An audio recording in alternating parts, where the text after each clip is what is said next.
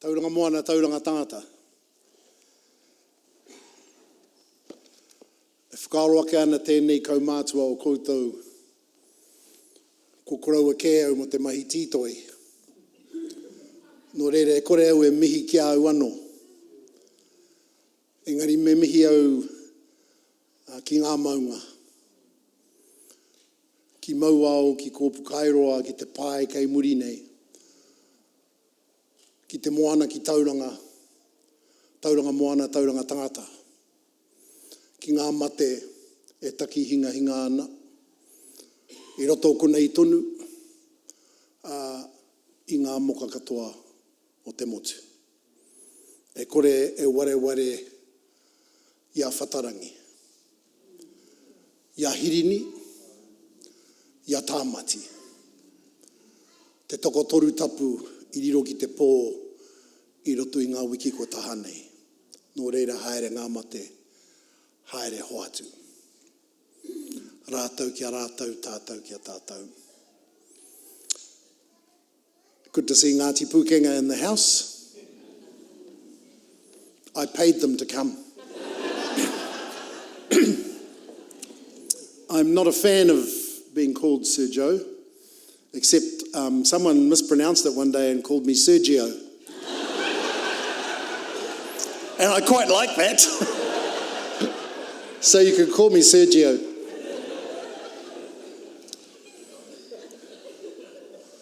Tom, thank you for your mihi, and to Nigel, and your kaimahi wiremu. I didn't quite catch the name, but thank you for your karakia, your graces. I note there are 3 of you here in the room. 2 purple down here and a purple up there. And members of the clergy, guests and I guess my relations. Firstly, to Alistair for making this happen.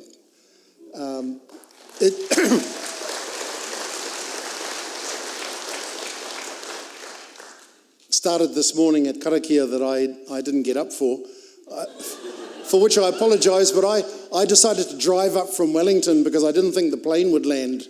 The weather was so bad, and got in at about midnight last night. My alarm went off at 6:30 this morning and I rolled over. Only to find out that Ngāti Kawa and the Ngāpuhi contingent arrived at 1 a.m. in the morning and they made it to the karakia. Ngāpuhi, eh? Dealt to us in 1830, whatever it was, and dealing to me now. Special aroha to the tamariki, to the kapa, and to our kai kōrero, who were just outstanding and inspirational. Genuinely outstanding and inspirational.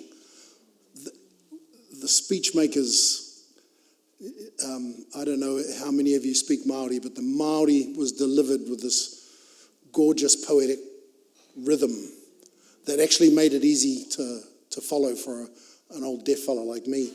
And the English was just as good. So our MC was right. There's the hope right there. I was asked to talk about this thing called a treaty of hope. And when I first read the invitation, I thought it was a treaty of hope. Because you get one side going hope, and the other side goes hope. Then I realised that Alistair Rees had sent it, so it had to be hope. Now, I'm a grumpy old judge, and I don't do politics. Not only am I not allowed to do it, I don't want to do it. But I do hope, and I want to talk about that. Today I listened to the tour de force lecture of Sam Carpenter's on Henry Williams, 200th anniversary of arrival here, we're celebrating a mediator, tried to mediate here in the disagreements between Ngāpuhi and Tauranga Moana, not once but twice, and occasionally succeeded. And of course a translator. He was given the task of grabbing whichever English text he relied on with his son Edward and translating the Treaty of Waitangi into Māori, which always made me wonder why the Māori is so different from the English. And reading behind the material and listening to Sam reminded me that what the difference was that Henry and his son Edward, who I suspect Edward must have been a first language speaker of Māori, would have been his first language, understood the importance of mana Māori at the time, understood the importance of mana Māori to Māori, and understood the importance of mana Māori to whatever was going to happen on that day, on the 6th of February 1840, and reflected that in the document. So we come today in a somewhat difficult time, not just here, but really all over the world, where there's pushback on issues of identity. There's arguments that the treaty, on the Māori side, of course, when I was a kid in the 80s, I had the t-shirt, the treaty is a fraud. I've still got the t-shirt, I can't fit it anymore, but I've still got it. And then on the other side of the debate, the treaty's anachronism, or it's anti-democratic. More particularly, its time has passed. Now, I suspect I'm preaching to the choir here when I tell you I disagree with that. I would recast the title, not that the treaty is a treaty of hope, just a slight variation. The treaty is hope. That was its point. That was its point. You see, you think yourself back to those debates on the 5th of February at Taurangatira, down by Te Tii Marae, where the leaders within Ngāpuhi were debating maturely and intelligently about whether they should take the red blanket or not. Excuse me. I shouldn't have sung with the cuppa. If you think into think yourself into that time. If they'd been wearing shoes, think yourself into those shoes, but they weren't. They must have been thinking, you know, my cousins, it's a big world out there. It's a world, now that we have made contact with these people who seem to have an empire, whose technology surpasses ours, who seem to be strong and powerful. That big world out there is a world that our ancestors couldn't have imagined. And we, the political leaders of our people in February 1840, can't ignore it. That's what political leaders have to do, deal with realities. So, they must have thought, the hopeful ones among them, in exchange to allowing your people, Queen Victoria's people, and your power, the British Empire's power, to come here formally, not just the ragtag collection of whalers and sealers and land jobbers, but come here formally, rangatira to rangatira, in exchange for us allowing these things to happen. You will help us engage with the outside in a way that benefits us and does not harm us, because we know there is a risk of harm. We're not stupid. But there are rules. They're fair rules. You won't steal our land or our resources. You won't interfere in our internal governance, and you won't interfere with our customs.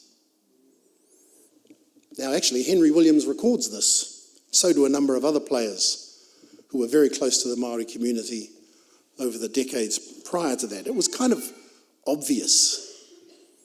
These are political leaders knowing that someone's turned up with some big muscle and we're going to have to manage this situation. But there are some basics. Don't get inside our mana and don't touch our resources. And help us make the best of this difficult situation. So, it was a leap of faith, literally and figuratively. Big risk, they knew that. Yeah, they did. But a big payoff if they could pull it off. If they could allow empire into their midst and access its benefits, its material advantages, its new God, without losing who they were and what they stood for. Now, there were debates about that, right? You know. There are a number of the rangatira said, don't touch it, don't touch it. It'll kill you. And other rangatira said, look, it's a little late. We have to engage with this. We have to manage it and do the best we can. We have to hope. The same on the Pākehā side. There are those who said we've got to go in and we are not going to make a mess of this in the way that we made a mess of North America and Australia and parts of Africa. This time, we are not going to kill them off. We're going to try and do right by them. Of course, James Stephen, who was referred to in Alistair's discussion, was a leader in that. He was the one that drafted Norman B's instructions for the treaty, right? This time, we might get it right, please. And there was skepticism as well.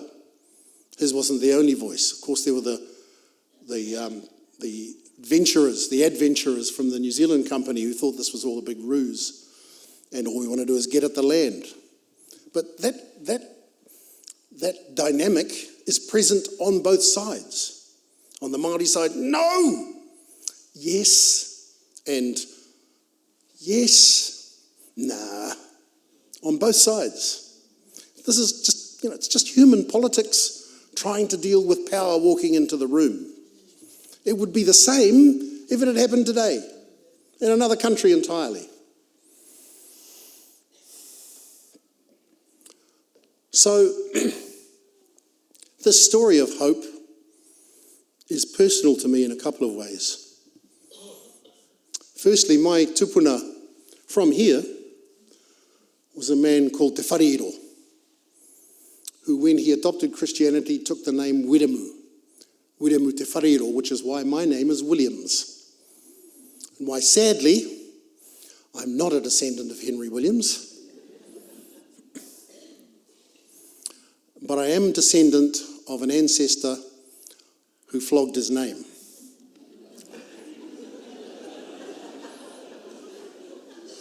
It's possible that he took the name of William Williams rather than his younger brother, rather than Henry. And I say that because my great-grandfather, Haura, who was the grandson of Te Whareiro, went to the mission school at Waitangi, which of course is William Williams' territory, the Diocese of Waiapu. So it makes me think actually he probably took the name from William Williams and there must have been a relationship there. I just haven't been able to figure it out. So that's one thing that makes this story of at least the Williamses, if not Henry Williams, personal to me. The other one is more deeply so, I suppose. I was born in 1961. You do the maths. I was the child of a beautiful young Ngāti Pūkenga woman and an incredibly handsome Irishman, which is why I'm so dark, whose relationship didn't last. And so when I was born, my mother gave me to my great uncle and great aunt, who raised me. And my great uncle, grew up in the Māori world, grew up Ngāti Pūkenga hard, not from here, but from Pakikaikutu in the north. Long story about that, which I won't bore you with. But anyway, and my parents had moved down to Hastings in search of the Kiwi dream of urbanisation in the industrial belt of Aotearoa. The old man to be a freezing worker. 1961, the 60s, right through to the early 70s, was the tail end of empire. Now, there's a few of grey heads in the room who will remember when you went to the movies in the 60s,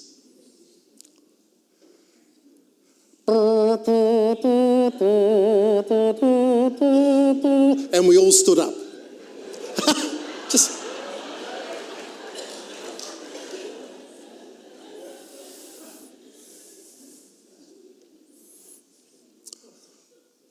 New Zealand was still Little Britain.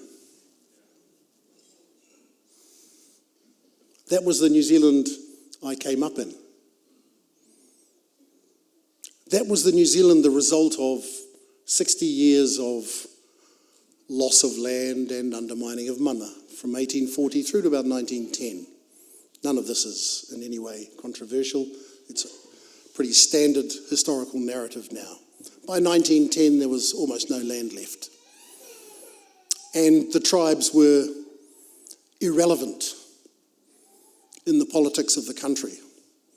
That's just 60 years it took to get from mana is essential and we won't interfere in it, so are your resources and we won't steal them, to landlessness and tribal irrelevance, about 60 years.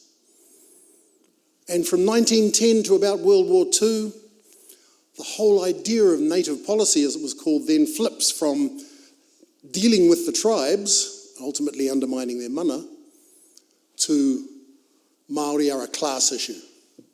Māori are a poverty issue. And the way you deal with poverty is to assimilate them, get them all individual jobs, they'll get a car, they might even buy a house, they'll certainly be able to rent one because there was plenty of work in New Zealand in the 1950s. And that would be a fair substitute for what had been lost. That was the answer. You individualise, you atomise these tribal people as quickly as you can. You get them jobs.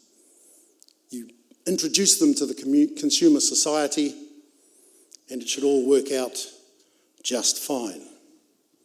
Now, for those of you who are much younger than me, this may seem a little weird, but if you're my age or older, you'll know that's dead right.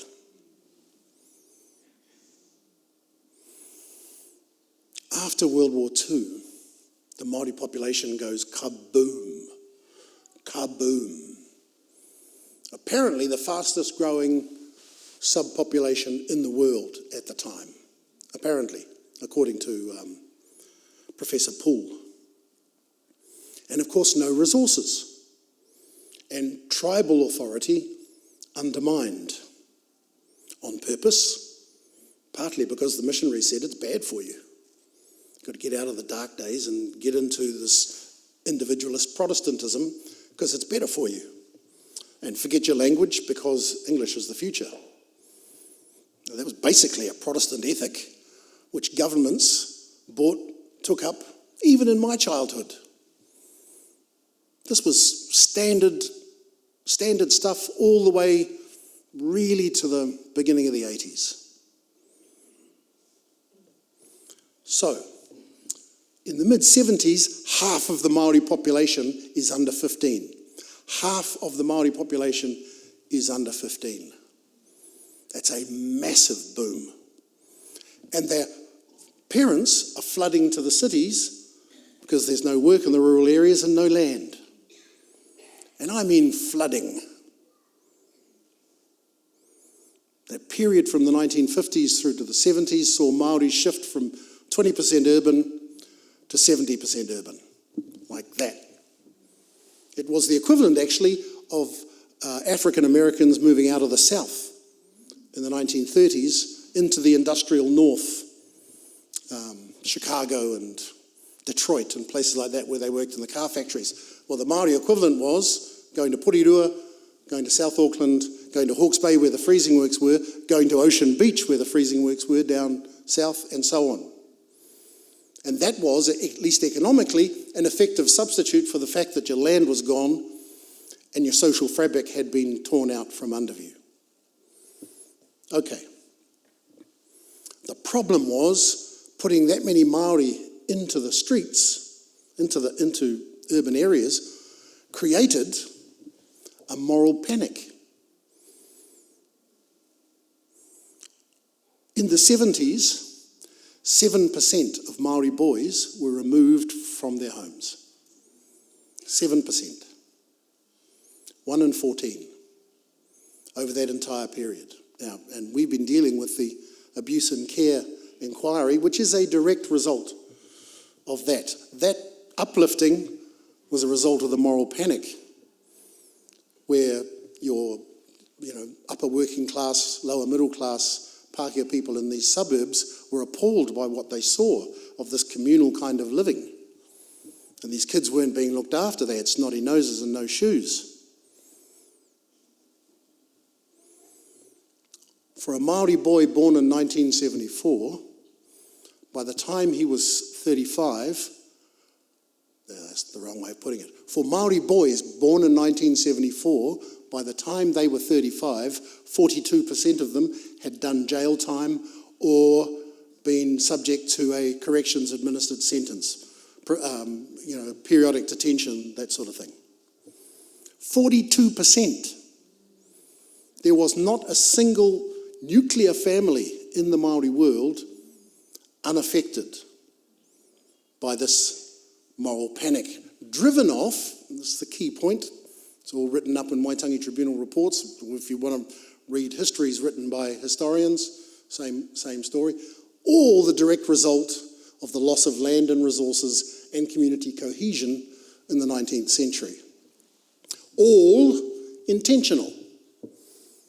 The intention was to get the resources and to atomise the Māori community.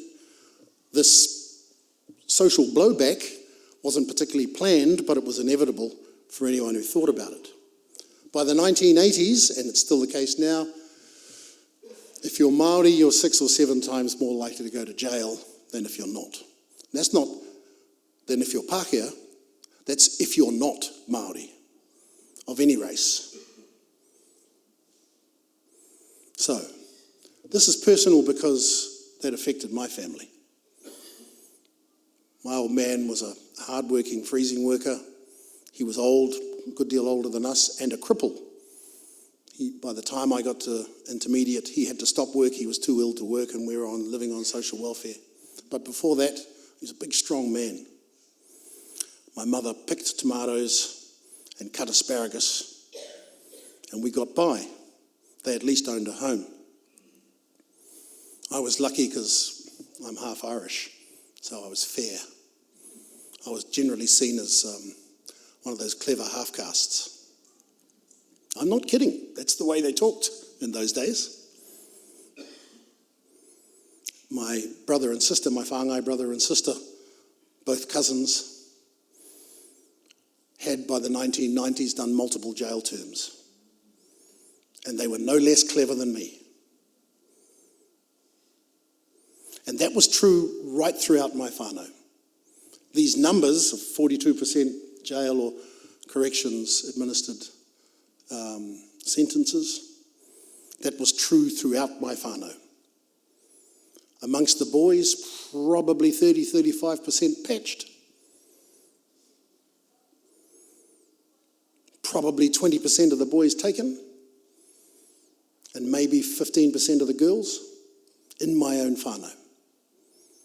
And there's nothing special about my circumstance at all. This was normal. So, this is personal because I grew up in Hastings as a second-class citizen. I watched my father, who I idolised, being looked down upon.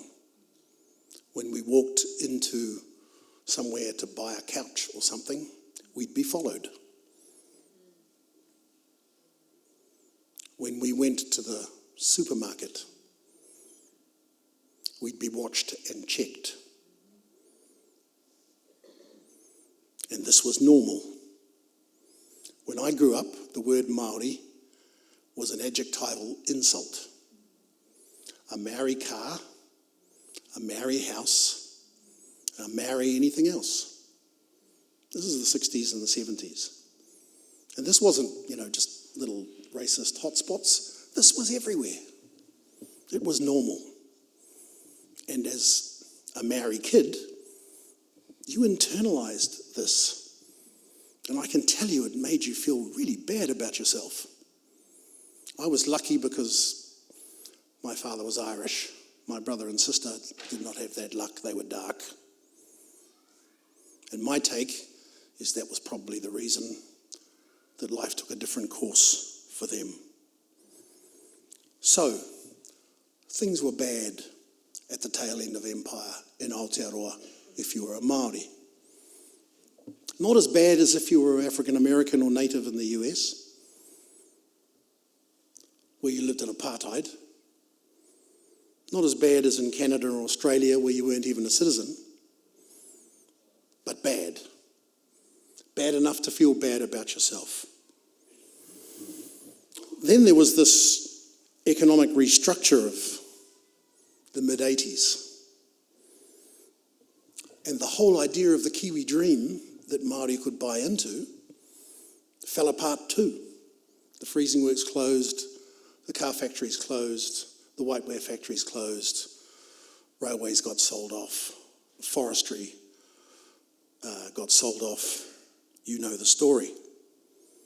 So even for those who hadn't been caught by the net of dysfunction, life got really grim. We saw this long tail of social unravelling that, frankly, we're still living through. Something it's kind of late, feeling a bit self-conscious. There's actually, the story is changing, but those statistics are not being published. If you're, for a Māori boy born after 2000, the offending rates and the incarceration rates have gone through the floor. No one says that, which is extraordinary. But anyway, I'm not going to go there. So the reconstruction starts in 1985, which costs the Māori community and, of course, the Pākehā community a great deal of economic wealth and causes even more unravelling. But there's a quid pro quo, because the reconstruction of Te Ao Māori starts at the same time. The payoff for this neoliberalisation of the economy is that we'll finally get around to dealing with treaty issues, and we'll treat Māori as a social policy thing again. Remember, by and large, that had kind of stopped. Māori was just treated as just a poverty issue.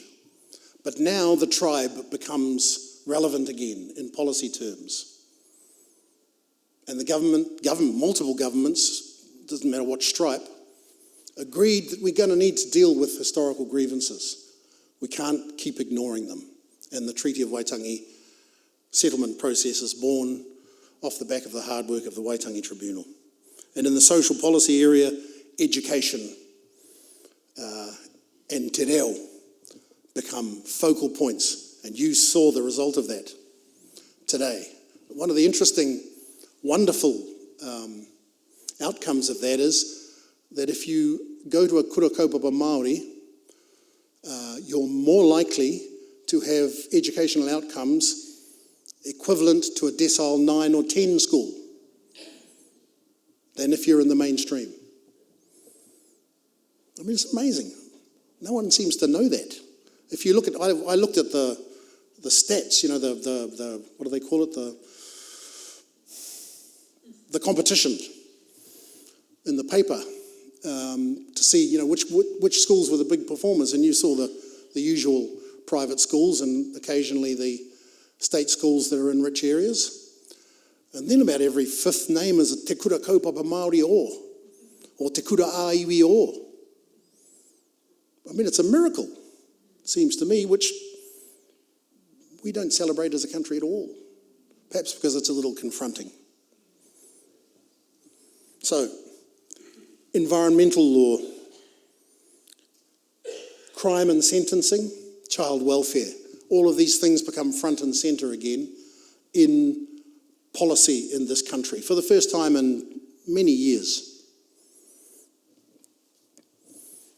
All subject to a consensus, a political consensus across the spectrum. We've got to do this. If we're going to keep the country together and maintain social cohesion, we've got to do this. Why? Well, actually, because what used to be a surge of young urban Māori radicals had become joined by the rural conservative kaumātua. And the Māori world was effectively moving as one on this. The good thing about being in a small country is you can feel that when it happens. And the politicians were clever enough to say, we've got to stop this. It's going to affect us too much. And they were right, and it was a wise thing to do. So by the 1990s and 2000s, that big booming group of young people in the 60s and 70s are getting to working age. And hopefully we're getting what's called the demographic dividend from that, because they're all productive and contributing to the nation and paying taxes. Hasn't quite worked that way yet, but it is actually heading in that direction. And there is this rise of the Māori presence in the national narrative. And my best example of that is E ihoa atua o ngā iwi mātaura ata whakarongo nā. I wish the couple was here. Me aroha noa. Now, when I grew up in the 60s and 70s, I didn't even know there was a Māori version of the national anthem. And what's very cool is no one said, now you're going to sing it in Māori. There was no directive, no government minister,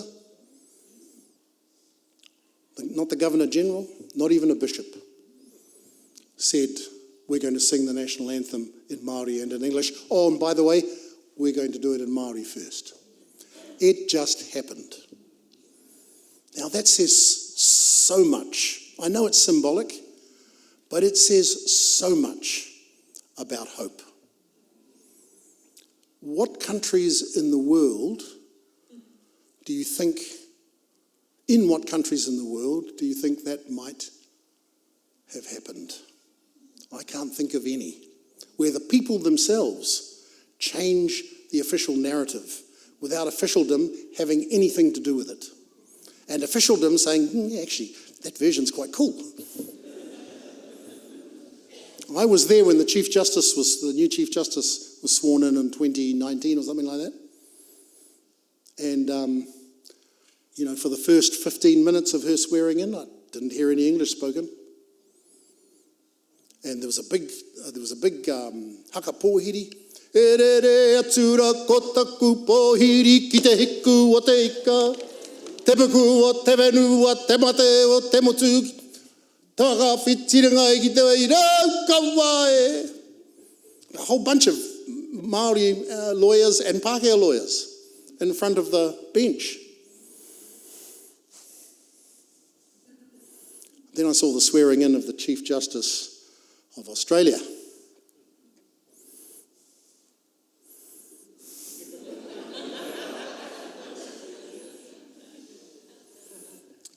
And you can't but not be hopeful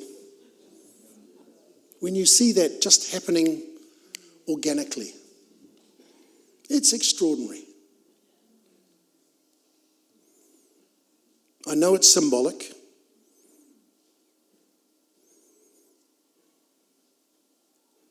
but it's a sign of something tectonic underneath the surface that is going on.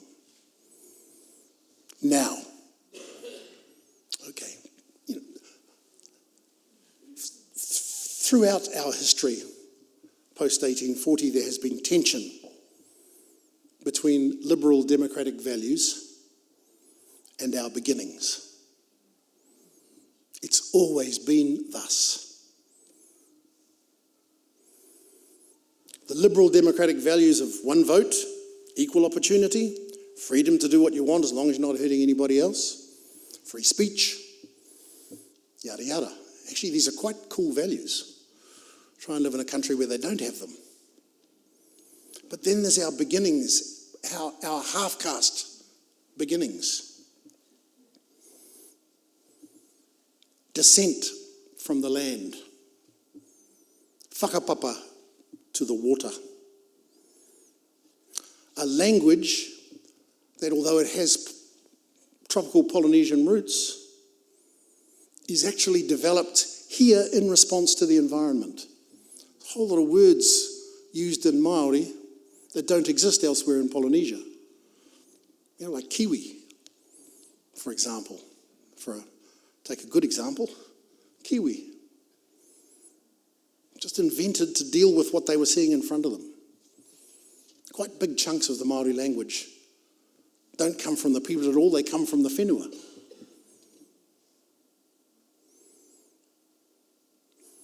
This treaty thing speaks to both of those strands, to the liberal democratic values, which we all should value,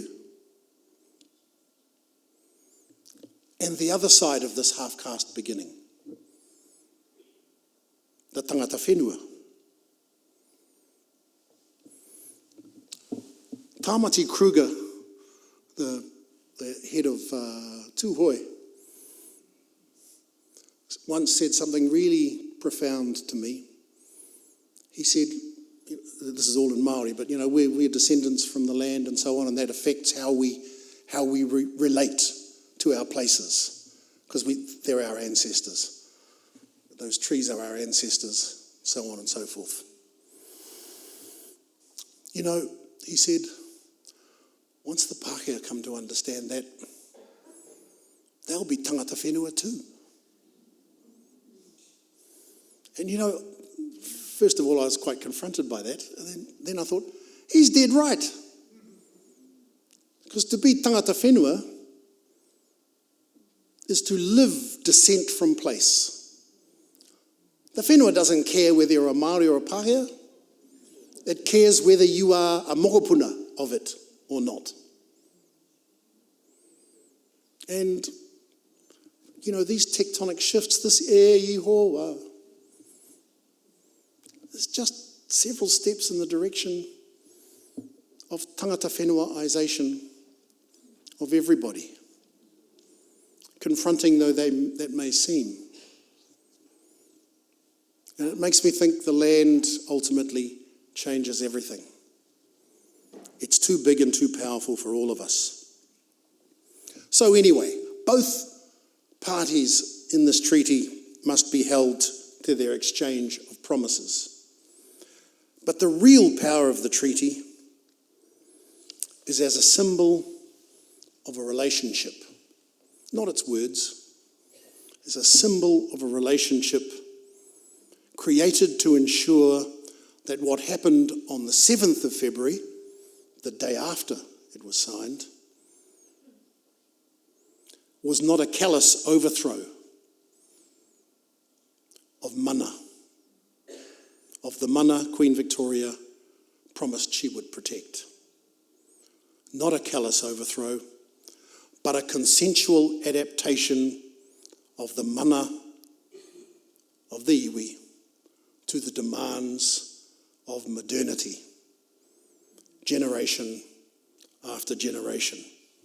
So you see the treaty, this is an anti-lawyer thing to say because we're always stuck on the words, rangatira kawanatanga, exclusive and undisturbed possession, blah, blah, blah.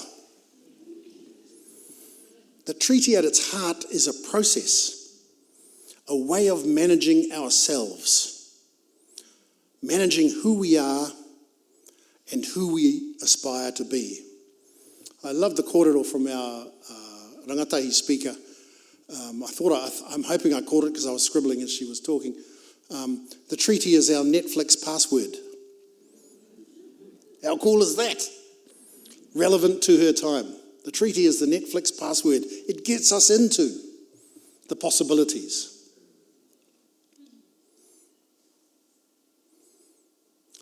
The challenge can't be, how do we dismantle mana Māori? It can't be, how do we dismantle the Māori dimension of national life? It can't be. Not because that would be unfair, though it would be. Not because that would be unjust, although it would be. Because it won't work. It ignores an unending reality that has to be grappled with, generation upon generation. It's how do we accommodate mana Māori within a modern liberal democracy. And that's a two-way process. Because the treaty does contemplate that both sides will be changed by the relationship. The treaty does not say this is a one-way process, even if later on they thought that was what was going to happen. So, accommodating mana Māori within a modern liberal democracy has always been the question. This is nothing new. We are not hurtling towards perfection in a teleological view of history. We're going in circles. In 1840, in 1860, in 1880 with the Kotahitanga Parliament, in 1910 with native land reform, in 1930, or the 1930s with the first Labour government and the classising of the race question. In the 1940s and 50s with the Māori war effort and the 2/8 Māori Battalion. And in the 1980s with the reconstruction process that we are engaged in. The question has always been, how do we accommodate mana Māori within the values of a liberal democracy? You see, we have 70-odd iwi in this country. The oldest political communities in the country. And they haven't gone away. They're not going to. And you can't ignore them. You have to work out where they fit. And that will be an untidy process. The great thing about Aotearoa is we don't do big statements. We don't seem to like writing big constitutions. We just do it in committee meetings. And what works this year might be different 10 years from now. But we're a small, intimate community and we know one another, and it should be all right. Now, I used to be a big tag constitutionalist, but I've watched how that's gone elsewhere, and I'm coming to quite like this idea that we just do this face to face. And we negotiate and renegotiate this relationship generation upon generation as the needs arise. It's okay. So we've got 70 or 80 political communities that are older than any of the official political communities. We've got 2 ariki, one of whom calls herself a queen. Not only does she call herself a queen, everybody does. And when her father died, the entire cabinet went.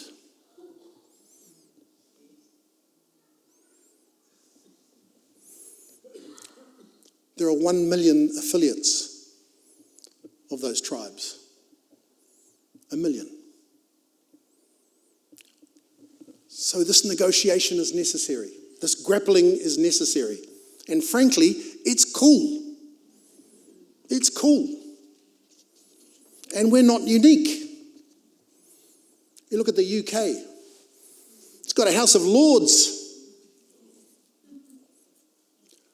The bishops are in the legislature.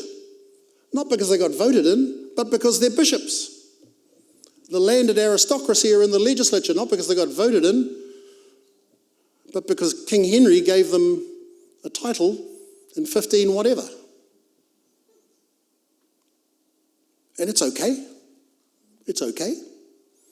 They're certainly not going to change it.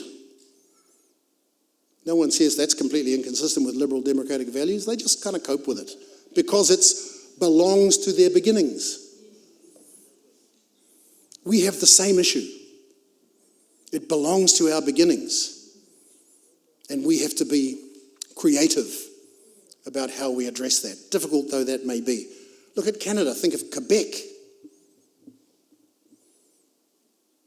Quebec gets 3 of the 9 judges of the Canadian Supreme Court. No statute says it, as far as I know. It's just the way it is. Because everyone knows that form of democracy needs to represent the francophones for it to work. It's okay. It's a pretty liberal democracy.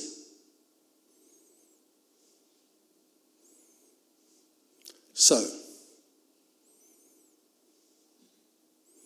the model is still one of consensual adaptation of our half-caste foundations to the challenges of the time. And can I take our second speaker's reference to Te Toka a Tirikawa, which makes that point beautifully. Times change, but the rock endures. Sometimes it's underwater, sometimes it's completely clear, sometimes it's halfway. It's okay. As Kino Moeroa said to Apanui Ringamutu. It's a cycle.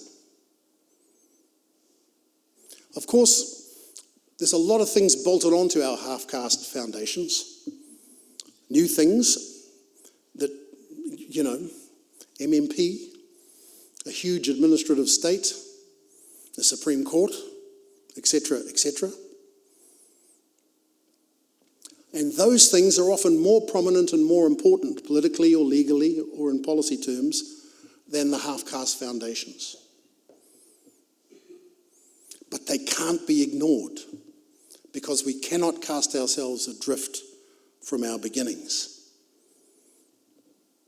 Unuhia te rito o te harakeke. Kei hea te kōma koe koe. If you pluck out the heart of the flax bush, where will the bellbird land? The treaty is the rito of the harakeke. Without it, we are nothing. We do have to be patient sometimes. It's okay. Henry Williams was a mediator. He helped work in that middle ground. And he was changed by that, as Sam told us this afternoon. He worked in that uncomfortable space between.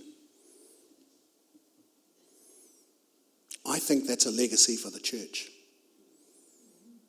I think the role of the church has always been and must continue to be operating in the space between so that we can consensually adapt our half-caste foundations to the challenges of our time. Nō reira, ka nui tērā, tēnā koutou, tēnā tātou katoa.